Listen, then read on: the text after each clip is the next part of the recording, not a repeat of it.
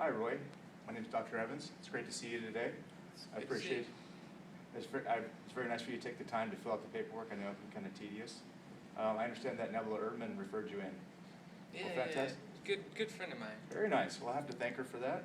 And hopefully that now that I'm taking care of your healthcare needs, that you'll see what the power of chiropractic is, and that in the future you'll refer to others, family members and friends to chiropractors, no matter where they are in the world.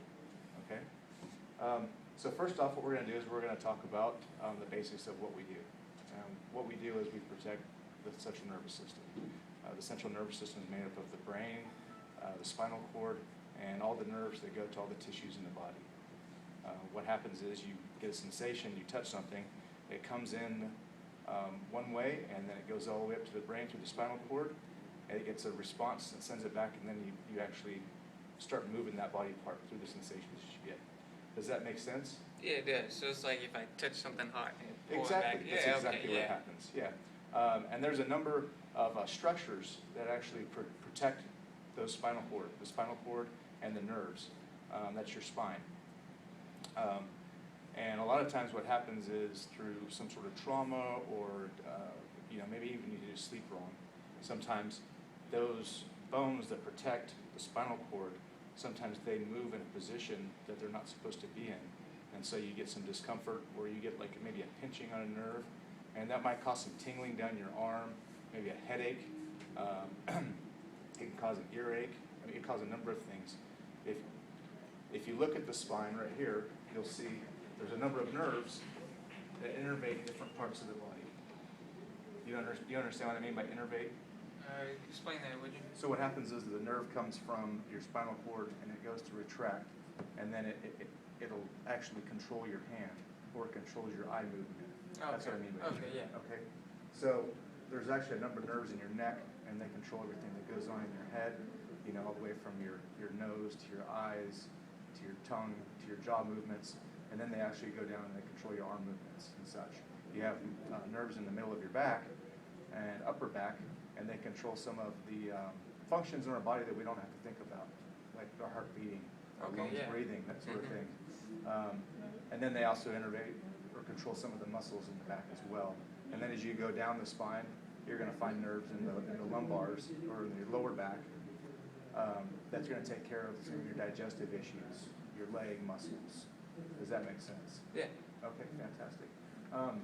So what happens is you can get what's called, what I just said, where there's a misalignment of the bones. It's called a subluxation. That's what we call a subluxation. And a lot of times you can get subluxations from childbirth, from trauma as a child. If you fall down as a child, you break your arm, they put a cast on there, you have some immobility of that arm, it could cause a subluxation. Okay? Okay. So then what we do is we go and we're going to take a look, and we're going to try to fix that subluxation and return function to that muscle, to that bone, to the spine segment where that may have occurred. Are we clear so far? Yeah. Fantastic. Clear. All right. And a lot of times you won't even know you have subluxation. You can be completely asymptomatic. You won't even know it's there. It'll just be there, and you might have, say, some digestive disorders, or maybe some heartburn or something like that, and you don't even know that it's actually caused by subluxation in your spine. But a subluxation always causes some form of abnormal. It'll cause some sort of abnormal response, response, exactly, but you won't even know it. But I won't necessarily correlate this. A lot of things can be correlated to a subluxation, but I wouldn't necessarily think about it. Exactly. Exactly. Okay. And a lot of times you'll hurt something, and the pain will go away eventually, but that doesn't mean you have health. That just means your body's adapting, because it has the ability to adapt and overcome, a subluxation, even though they still exist. But how do you say it can overcome a subluxation, but it compensates Okay. for the subluxation, and so your body will mask the symptoms. Okay. So even though you feel good, it doesn't mean you're in good health. Mm-hmm. We have to do a full exam on you, and then we can actually go in and start working on your subluxations and bring you back to health. So by masking symptoms, you're saying it's masking the pain, Masking but the pain. it's still still a problem. Exactly. Okay. Exactly. Okay. So what I would like to do is I would like to do a full exam on you. We're going to do a neurological exam, some orthopedic testing, to see if there's anything that's really standing out, and we'll do some functional assessment movements.